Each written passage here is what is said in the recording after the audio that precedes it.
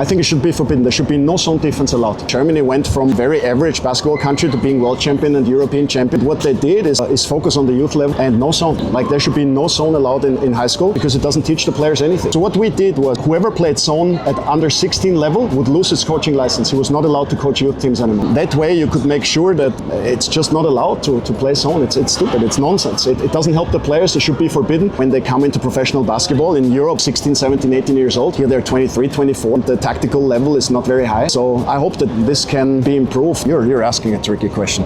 I think the top player right now is number 69 from Pilots, hands down. Maybe the best player in the league, not only local. When I get a technical, I'm doing this to trying to help my team because I think my team is not treated fairly.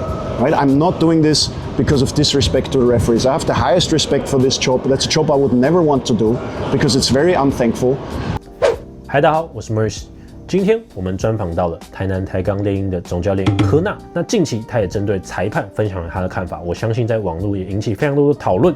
那今天我们专访影片中，那我们也请他聊到猎鹰本身这支球队之外，那我们也问到了像是青少年篮球的训练，我们该怎么去培养更优秀的人才？那我相信这也是非常多球迷、球员、教练都在讨论的东西。那当然不免俗啊，既然我们访问到了总教练，我们就来问一下柯纳教练心目中 Plg 最佳五人又会是谁？那我们话不多说，就进入今天的专访影片吧。So, question one, Coach, you have been in Taiwan for several seasons now. How would you describe Taiwanese basketball from what you have seen? Every country has its own basketball culture. So for me, coming to Taiwan, I didn't really know what to expect. I think compared to European basketball, it's very different. First of all, the rules, 4 times 12 minutes. That's it's a lot of adjustment also for a coach to get the rotation going. But more so the style of play. I think it's more possessions. It's less structured. It's less tactical. Players obviously are not that well educated in terms of technical or tactical fundamentals, so you have to keep things really simple. On the other hand, you have foreigners who, in most teams, are asked to basically carry the whole load offensively, and that's something that I didn't really like. So I wanted my players, the local players, also to take more responsibility. But other than that, I really enjoyed. What I really like is that there are a lot of local players on the floor, and I think the foreigner rules with only having 2 foreign players really helps Taiwanese basketball and makes it super interesting for the fans. You've watched a lot of Taiwanese players. From your point of view, what do you think Taiwanese players lack the most? That's a very interesting question. I'll try to keep this short. I think it's the basics. It's the technical basics, yes, but more so tactical basics. I think they do a lot of running and working hard, and they're very, very disciplined, but they're not very creative in terms of reading situations.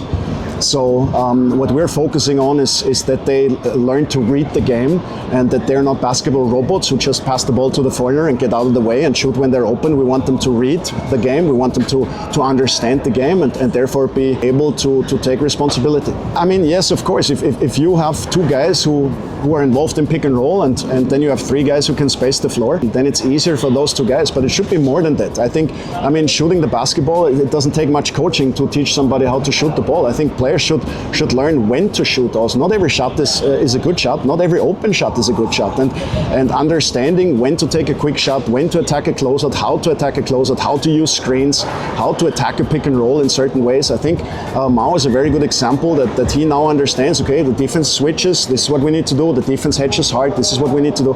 And I think this is what they lack when they come into professional basketball. In Europe, when they start playing professional, they're 16, 17, 18 years old. Here they're 23, 24. And the tactical level is not very high. So I hope that this can be improved, that the players learn the tactical fundamentals a little bit earlier. If we start from youth development, what part of Taiwanese basketball do you think needs the most improvement? Fundamentals. Youth basketball should not be about winning. I don't think any high school should care if they win games or not. And this is very, very crucial because it's a big difference if you coach to win or if you coach to develop players. In a professional level, you have to do both. Like I think a very good example, yes, of course you want to win games and our owner wants to win the championship like we all want. At the same time, we need to develop players and I think that's important. But player development needs to be done at high school and college level. And when players come from high school to college and from college to the pros, they should have all the tools they need to play professional basketball. And right now, I have the feeling that they need at least 1 year of practice before they can even step on the court. And I think this needs improvement, fundamentals. I think it should be forbidden. There should be no zone defense allowed. When I was national team coach in Austria, I was also in charge of basically running the whole basketball program in Austria, and I was also seeing what Germany did. I mean, Germany went from a very average basketball country to being world champion and European champion, and what they did is focus on the youth level and no zone. Like, there should be no zone allowed in high school because it doesn't teach the players anything. And then in college, okay. On the other hand, it's very sad that you need this rule, because if a coach would coach for the right reasons, means to develop players, he wouldn't even think about playing zone. So what we did was whoever played zone at under 16 level would lose his coaching license. He was not allowed to coach youth teams anymore. That way you could make sure that it's just not allowed to play zone. It's stupid, it's nonsense. It doesn't help the players. It should be forbidden. In my opinion, every coach who coaches zone defense disqualifies himself in any means. He will not develop players, and I can only tell every young player, if you're playing youth basketball and your coach wants you to play zone, find a different program. You're not going to get that. Under your coaching, the Ghost Hawks have become a very tough team. Can you describe what your ideal team looks like? The ideal team is a team. Like the ideal team is where the sum of its parts, or the total is more than the sum of its parts. So like on basketball, we have 5 players. So 1 times 5 should be more than 5 times 1, right? I know mathematically that doesn't make sense, but I hope you understand what I mean. The unit needs to be stronger than the sum of its parts, and this is what makes a team. So that's one thing. I want unity. I want it's a social sport. It's not tennis. So I want players to understand that they are here to help the team. That the team goals come first. Individual goals come second. Not saying that they're not important, but they should be second. That's one thing. The other thing, I think in general, I like teams that have a clear hierarchy, that have a discipline, because at the end of the day, if you don't have discipline, you're not going to be successful, not in basketball, not in life. So I want my team to be disciplined. I want my team to have a clear goal, to have a clear vision. I want my team to work hard and to stick together. And everything else will take care of itself. Who are the top 5 local players in the league right now? Oh, you're asking a tricky question. I think the top player right now is number 69 from Pilots, hands down. Maybe the best player in the league, not only local. I really like my guys. I mean, I don't see a better point guard than Mao in this league. Please correct me if I'm wrong, but no, I don't. The 2 position, I think it's interesting that you don't have many creative players, local players, and this basically that describes what I said before. Now, players are either they can shoot and that's it, right? Or they can dribble, but then they cannot shoot.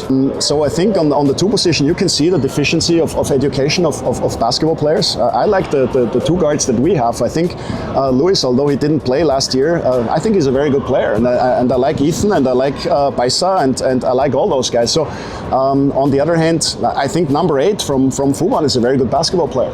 Let's not forget the Pilots. I mean, number 12, tremendous basketball player. Really like him. Very good player. So I think I hope I didn't forget anybody here. 3 position is difficult, again, because usually if a player is a little bit taller, he plays under the basket in high school or college. So then they don't have the skills. I think with Phil, we have a player who's kind of a unicorn in Taiwanese basketball, because he has this LeBron James-like body and also has the skills. Now he needs to learn to play winning basketball. That's something he hasn't done yet. No, he was on a losing team last year that lost every game, and before that he won the bench for Fuban. So now he needs to learn what it takes to play for a winning team. I think he's doing a very good job there. Again, number 8, from Fuban, you can put him on the 3 position as well. I think he's a very good player. 2, 3 for me in modern basketball are the same, more or less. No? So I think we mentioned everybody there. Beast a couple of years ago probably would be here, and everybody else below, but that's it.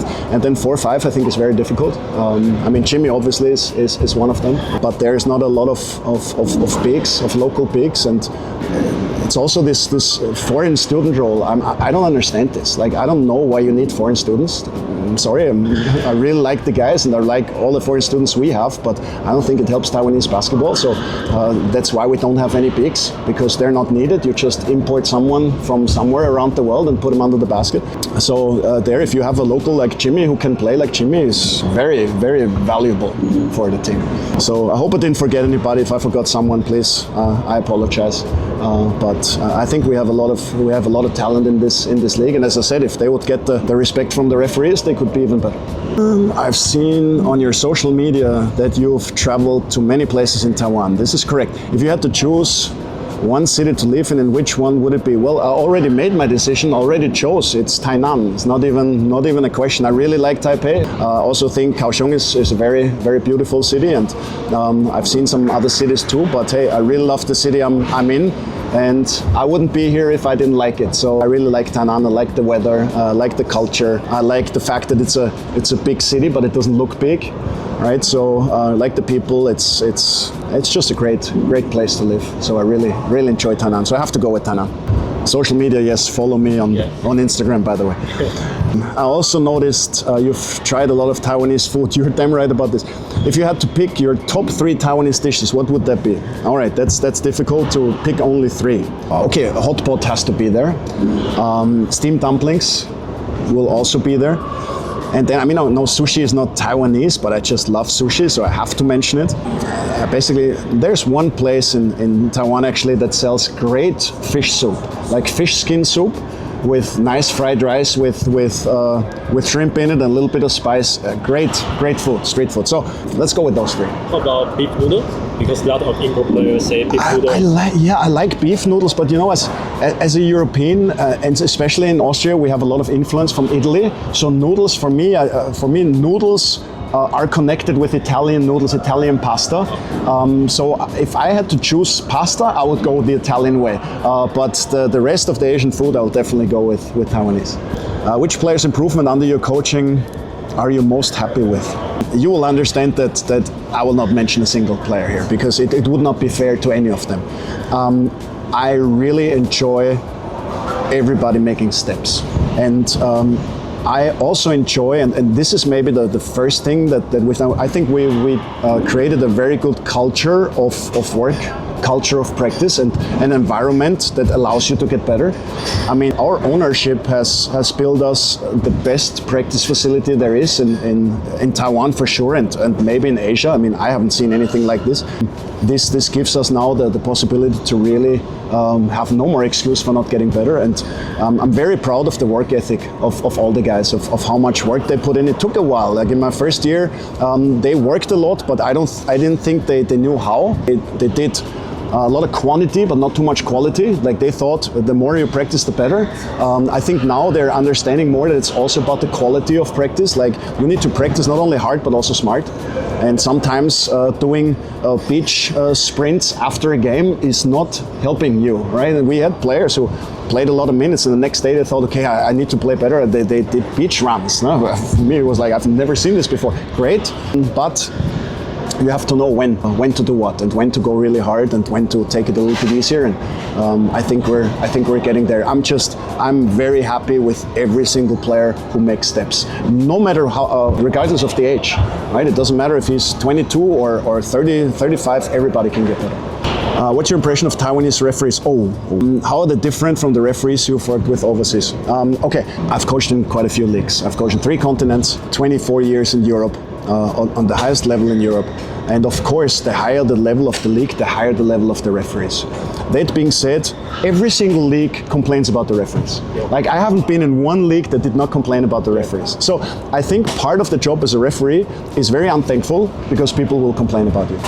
That being said, I think if we want to improve the league, we also have to improve officiating, and it has to go hand in hand. Like I don't see, like the league is not only the players. The league is players, it's management, it's coaches, it's also referees, it's fans, it's TV, it's you guys from the media. Everybody has to work together to make the product better. And I hope we're all doing this for the right reason, to improve the product. So when I get a technical, I'm doing this to trying to help my team, because I think my team is not treated fairly. Right? I'm not doing this because of disrespect to the referees. I have the highest respect for this job. That's a job I would never want to do because it's very unthankful. So I have highest respect of the referees themselves. But if you make a mistake in professional sports, there's a consequence, right? If I make too many mistakes, I'm going to be out of a job. If a player makes too many mistakes, he's going to be on the bench without a contract. And for referees, it's coaches yelling at them. So I think at the end of the day, it's not that bad, right? You can still officiate. You have somebody yell at you. I think you'll have to live with this. Again, at the end of the day, we all have to work together to make the product Taiwanese basketball better. What is your goal for the Ghost Hawks this season? First and foremost, I want to continue creating a winning environment. I want to create a surrounding. I want to create a basketball culture that allows us to be successful. Me personally, I always want to win a championship. I won a couple championships and I know how much fun it is, how great it is. Winning a championship is not the goal. Winning a championship is the result. The goal for us is every day to get a little bit better. My goal personally, I want to squeeze the best out of every single player, everyone. And I want the team to go through a process together, to develop as a team together, to understand what it means to overperform as a group and how great this feeling is when everybody just helps together and everybody's clicking and everybody's stepping up for each other, everybody's helping each other, and this team cohesion which allows you to maximize your potential. We want to maximize our potential, we want to overperform. Of course I want to win a championship, but that's the result and not the goal. The goal is getting better, the goal is having a culture that allows you to be successful. Okay, thank you. Thank you very much. Thank you guys. Those are very good questions. 相信大家看完刚刚的专访，都对于柯纳教练有更多的认识。那对我来说，我会想要访柯纳教练，很大原因就是我在每次听完柯纳教练分享他的东西之后，对我来说，柯纳教练就是一个篮球的活字典。这也是我今天影片会想访问到他的一个原因。那未来我也预计会持续访问各队的教练。如果各位观众有对于哪一位教练好奇的话，也欢迎在留言下方告诉我。有机会我也尽量会去争取访问到他们的机会。那今天我们影片就差不多到这边结束。如果喜欢我的影片，欢迎按赞、订阅、分享。我是 Maurice， 我们下集影片见，拜拜。